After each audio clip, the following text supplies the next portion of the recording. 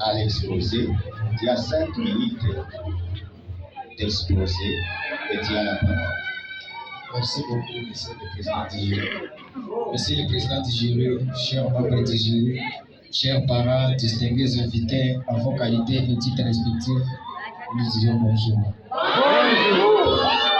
Merci de présenter notre travail et à l'évaluation et la prise en charge de la fièvre typhoïde à l'hôpital général de Kassenga-Sepak.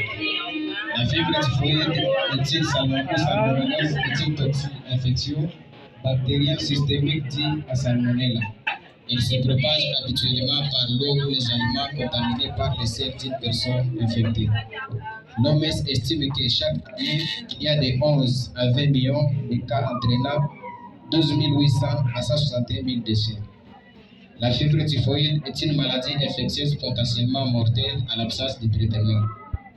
Les seuls réservoirs de salmonella responsables de la fièvre typhoïde et paratyphoïde étant l'homme.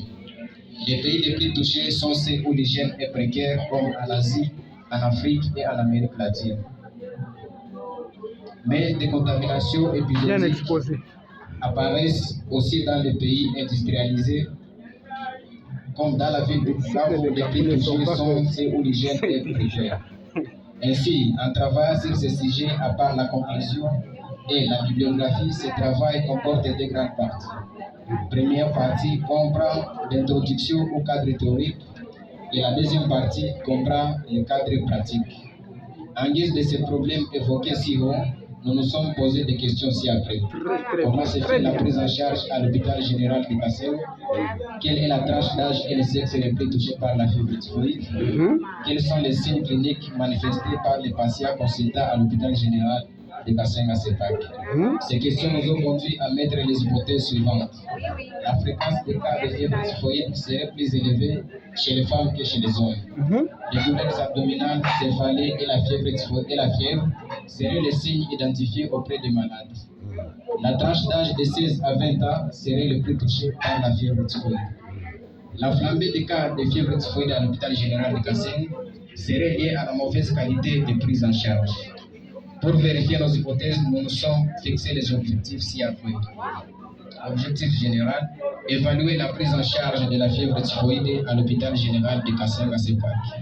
Comme objectif spécifique, identifier les différents signes de la fièvre typhoïde chez les malades à l'hôpital général de Kassenga-Sepak. Évaluer le niveau de connaissance des personnels soignants sur la prise en charge de la fièvre typhoïde. Déterminer la fréquence des cas de fièvre typhoïde par rapport à l'âge et au sexe. Pour arriver à atteindre nos objectifs et vérifier les hypothèses de notre travail, nous avons fait recours aux méthodes suivantes. L'étude prospective et descriptive, la technique documentaire, enquête par questionnaire et interview. Après enquête et analyse des résultats, nous pouvons conclure que 70% des enquêtés affirment que les sexes féminins et les sexes les plus touchés par la fièvre typhoïde dans les structures sanitaires. Les douleurs abdominales, céphalées, fièvre constituent les signes cliniques de la fièvre typhoïde identifiée auprès des malades consultants à l'hôpital général de Kassenga. 80% du personnel enquêté affirme que la fièvre typhoïde atteint les personnes de tout âge, hormis celles de l'âge inférieur à 5 ans. La sérologie de Félix et Ouida est citée à 90% par nos enquêtés comme l'examen le plus utilisé pour diagnostiquer la fièvre typhoïde. La majorité du personnel de l'hôpital général de Kassenga connaît le schéma thérapeutique de la fièvre typhoïde, aussi pour formulation tout court comme un guide de choix qu'on utilise pour traiter les cas de la fièvre typhoïde. 60% d'enquêtés affirment que la prise en charge de la fièvre typhoïde est médicalisée avec efficacité. 50% des répondants évoquent des matériels adéquats comme provoculture, évoculture, antibiogramme pour une meilleure prise en charge de la fièvre typhoïde dans les structures.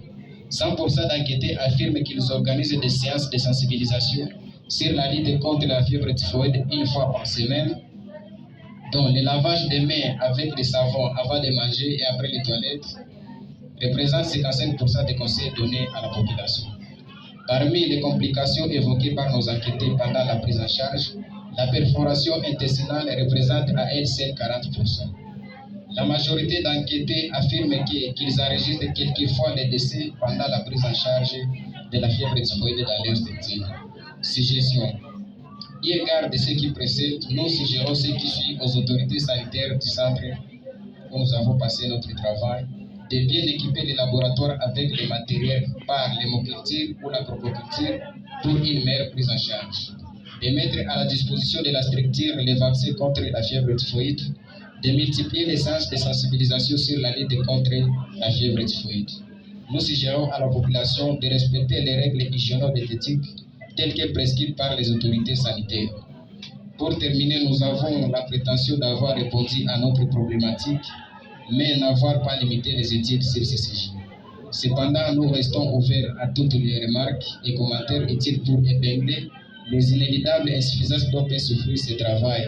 Monsieur le Président du jury, chers membres du jury, chers parents, distingués invités à vos qualités et titres respectifs, camarades étudiants, je dis et je vous remercie. Bravo, bravo, bravo. C'est parfait.